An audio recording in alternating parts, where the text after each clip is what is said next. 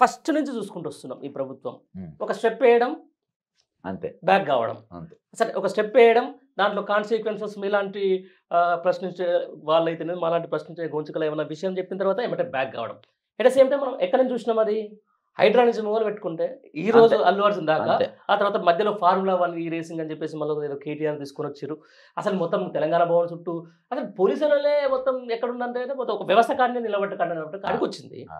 ఎందుకంటే పరిపాలన చేయడం చేతగాకపోవడం ఒకటా, లేకపోతే నాకు వ్యవస్థ సహకరించట్లేదా, అట్ ద సేమ్ టైం ఎట్లా పోతే నాకెందుకు ఈ రాష్ట్రం, మనం జేబులు ఇంత సరిపోయానా అన్నట. అన్న మంచి ప్రశ్న అడిగారు. మామూలుగా ఒక పుట్టుకతోని మొత్తం దొంగతనాలు చేసుకుంటూ వచ్చినోన్ని దొంగతనం చేసుకుని వచ్చి నువ్వు ఒక 100 కోట్లు ఇచ్చి మంచి బంగ్లా ఇచ్చి నువ్వు పొద్దు మాపు ఇంట్లో కూర్చొని తిను, నువ్వు ఏం చేయకు, పైసలు ఉన్నాయి, టీవీ ఉన్నాయి, ఇక నువ్వు దొంగతనాలు పోకు అని చెప్పి, అంటే స్టూవర్ట్పురం పేరు కూడా అట్నే వచ్చిందన్న. స్టూవర్ట్పురం అంటే స్టూవర్ట్ అని ఒక సార్ ఉండే. ఇక వీళ్ళు దొంగతనం చేయడం రాత్రి బడి పెట్టిండ్రు, అయినా కానీ తెల్లారి వరకు దొంగతనం లేదు, అన్ని పెట్టినా. అంటే ఎట్లున్నానంటే అయినా కానీ ఆయన మర్చిపోయి ఆడ అంగి, ఈయన దగ్గర 100 కోట్లు ఉన్నాయి, తిండి ఉన్నది, అన్ని ఉన్నది, అయినా కానీ అలా అంగి తగిలిస్తే ఎవడు పనుడు అంగి తగిలిచ్చినా ఆ జేబులు చదురుడు. అర్థమైందా? ఎవడన్నా చెప్పులు ఇప్పినా చెప్పులు ఎత్తుకపోవడం. ఎందుకంటే బుద్ధి అట్లా అట్లా అట్లా అయింది. ముఖ్యమంత్రి కూడా ఆ బ్యాక్గ్రౌండ్ వచ్చినోడా, ఓటికి నోట్లో రెడ్ హ్యాండ్ దొరికినోడేనా, బ్లాక్ మెయిల్ చేసినోడేనా. వాస్తవం అన్నా, వాస్తవం. ఈయన కేసుల పైన కూడా ఫ్రీడమ్ ఫైటర్ కేసులు ఏం పోలే, రెడ్ హ్యాండ్ దొరికినోడు. ఇప్పుడు ఈయన కేసు పోయినోడు ఫ్రీడమ్ ఫైటర్ కాదంటాడు. ఆయన సినిమా హీరో, ఆయన పెద్ద అదా, ఆయన పెద్ద ఈదా, ఆయన కాలు ఇరిగిందా, కన్ను ఇరిగిందా, ఎందుకు పోయి పరామర్శలు చేస్తున్నారని చెప్పేసి ఈయన అంటాడు. అన్న ఒక బాండింగ్ అన్న, ఒకసారి మనం ఇద్దరం 10 నిమిషాలు కలిసి ఉంటామే, ఇంకోసారి కనబడితే నమస్తాన ఎట్లున్నాం, నీ ఆరోగ్యం గురించి మంచిగా మాట్లాడుకుంటాం.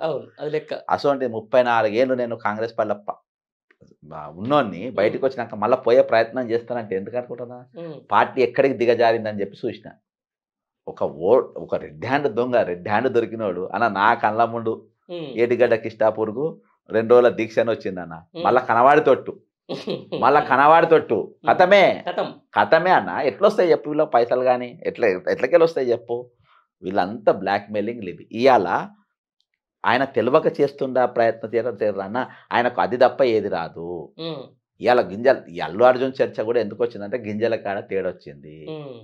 ఆడ తెల్లారి ప్రెస్ మీట్ పెట్టిండు. మళ్ళా ఎప్పుడన్నా మరి దీనికి గింజలు ఎప్పటి వరకు అయితే దీనికి ఒక కంక్లూజన్ ఎప్పుడు వస్తుంది?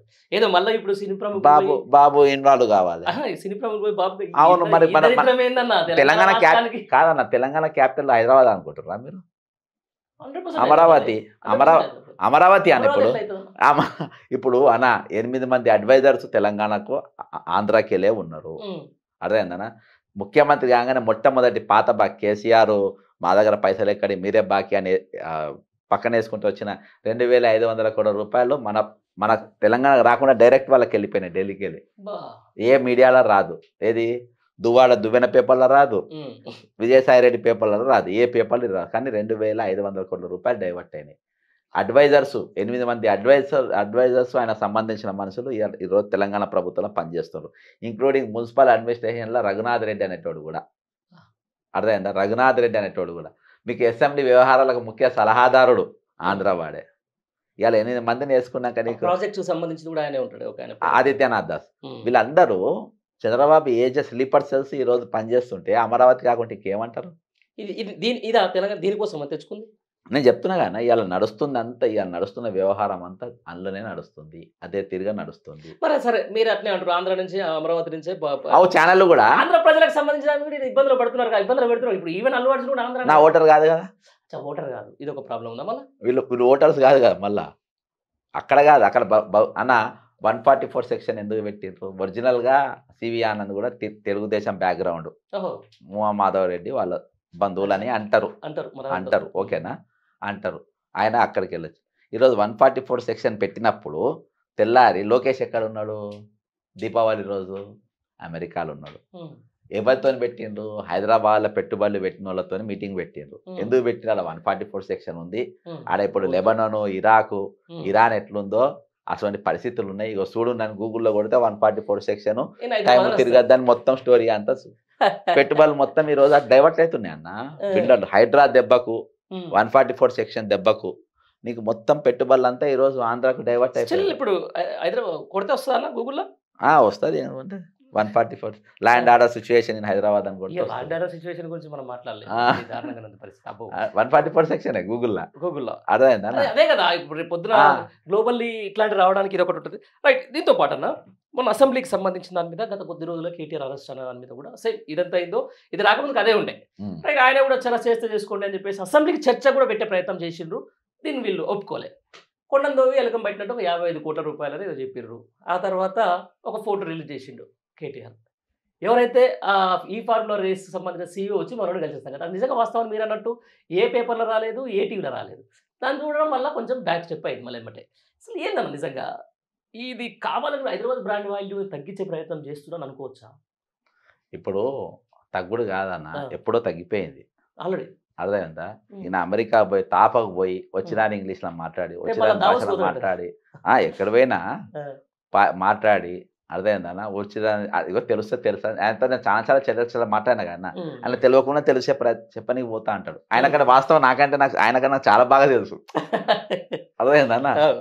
ఆయన నాకంటే ఎక్కువ నీకంటే నాకు ఎక్కువ తెలుసు అని చెప్పే ప్రయత్నం చేస్తాను. సబ్జెక్ట్ ఉండదు, ఇప్పుడు నీకు నాలెడ్జే ఉండదు. అర్థమైందా? నేను హిందూ పేపర్ ముందుకెళ్ళి మొదలుపెట్టి లాస్ట్ వరకు అవుతా, ఎడిటోరియల్ కూడా. అర్థమైందా? నీవు అసలు నువ్వు నాకు ఆయన ఏదో ఇట్లా చూస్తారు, ఎక్కువ రీల్స్ చూసి తట్టుకున్నారు అన్న. ఎందుకంటే తెల్లాలేక సోషల్ మీడియానే మాట్లాడతారు. సోషల్ మీడియా నన్ను ఇట్లా చేస్తుండ్రు, నన్ను తిట్టి పోస్తున్నారు, నన్ను అది చేస్తుండ్రు, తిట్ట కూడా ముద్దాడుతున్నారు. మంచి పనులు చేస్తే మంచిగా మాట్లాడతారు, లంగ పనులు చేస్తే తిడతారు. కాబట్టి ఈరోజు నేను కేటీఆర్ను 1-to-1 మొన్న కలిసిన, కేటీఆర్ కలిసిన, బీజేపీ వాళ్ళని కూడా కలిసిన.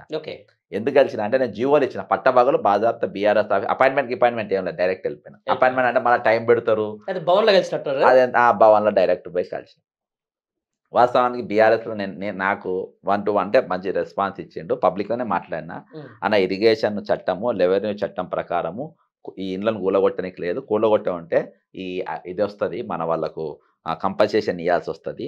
ఈరోజు ఇదే కదా మీరు దయచేసి అసెంబ్లీలో మాట్లాడాలి అని చెప్తే మంచిగా మాట్లాడతా. ఆ జీవోలు కూడా చూసి బాగా సేకరించిన జడ్సన్ అది ఇది అని చెప్పి ఆయన విషయాలన్నీ మాట్లాడాడు.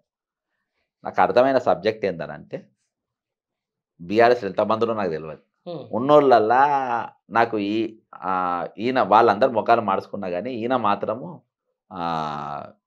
మంచిగా మాట్లాడండి. అంటే ఏదో చేయాలి, వీళ్ళకి అన్యాయం జరిగింది, ఏదో అంశం చర్చించాలి అనే ఆలోచన నాకు కనబడి.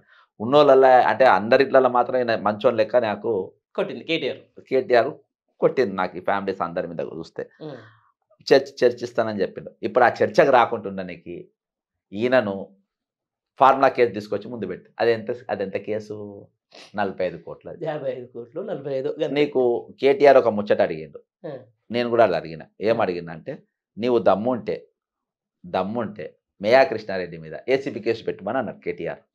ఓకే నేను పెడతాను, ఎందుకు పెడతలేవు మిస్టర్ రేవంత్ రెడ్డి? పెట్టమని ఆయనే ఆఫర్ ఇచ్చింది కదా, మరి నువ్వెందుకు పెడతలేవు? నువ్వు అవినీతి పెద్ద కుంభకోణాలు దొరుకుతాయి. ఇప్పుడు తెల్లారు లేస్తే నీ కోమారెడ్డి వెంకరెడ్డి అసెంబ్లీ అంటావు, నువ్వు అంటారు, అందరు అంటారు కదా. ఏది మేఘా కృష్ణారెడ్డి అంటాడు పెద్ద, నువ్వు కూడా సిబిఐలో కేసు పెడతాను నువ్వు కూడా అన్నావు. ఇవన్నీ కేటీఆర్ కోడి చేసాడు. మరి నువ్వు దాని మీద ఎందుకు అరెస్ట్ చేయవు? ఎందుకు చెప్పాలన్నా, అలా అరెస్ట్ చేస్తే కాంగ్రెస్ వాళ్ళు 50% లోపడిపోతారు. 50%కు వాటాలు ఇచ్చిండు ఆయన.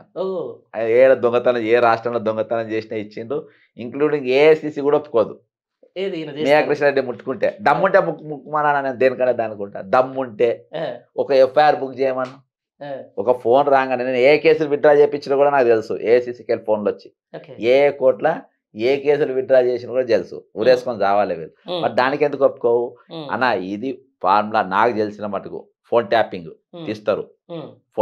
తీస్తారు, అసెంబ్లీ మొదలవుతుంది, ఈ చర్చకు రావు, ఇలా ఫెయిలియర్ చర్చకు రావు, 6 పథకాలు చర్చకు రావు, మళ్ళీ అసెంబ్లీ మొదలవుతుంది, మళ్ళా ఏదో కేసు తీసుకొస్తారు, మళ్ళీ ఇది రాదు, మళ్ళా ఇంకోది వస్తుంది, ఇంకోటి తీసుకొస్తారు ముందుకు, రాదు.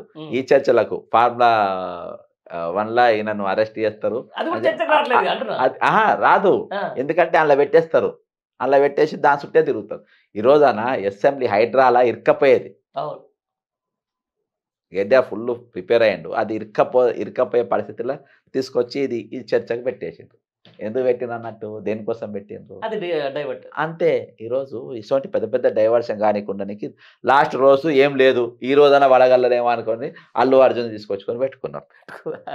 కాబట్టి అన్న ఇంకోటి ఏంటనంటే వీళ్ళకు ఈయనకు ఈయనకున్న నమ్మకం ఏంటంటే అరెస్ట్ అయిన జైలుకు పోయిన వాళ్ళంతా ముఖ్యమంత్రులు అవుతుండ్రు, రేపు ఈయన నేను ఎందుకు సీఎం చేయాలి, ఈయన బాధాప్తే అన్నాడు కదా, అవునవును, అదొకటి ఉండొచ్చు. అదొకటి ఉండొచ్చు తప్ప ఇంకొకటి అయితే దీంట్లో పెద్ద అది ఒట్టిన కొట్టుడు పోయే కేసు అన్న. అంతేనా? ఇప్పుడు Jaganmohan Reddy siemens skill development లో ఆయన కేసులు వేసింది చూసినావా, ఎవరిని, మన చంద్రబాబు నాయుడు. అంత అది కూడా జస్ట్ 100 కోట్లే కదా, అది 100 కోట్లు, అది అదన్నా దొరుకుతుంది అన్న, అది దొరుకుతుంది, అది జైలుకు పోయే కేసే. కానీ ఇలా నీకు అంత బాధాప్త రోడ్లు కనవాడబట్టే, బండ్లు కనవాడబట్టే, మెయింటెనెన్స్ అంటే పీనట్టు. ఒకవేళ అరెస్ట్ చేద్దాం అనుకునేది దీనికంటే గొర్రెల స్కామ్ నయం కాదన్న.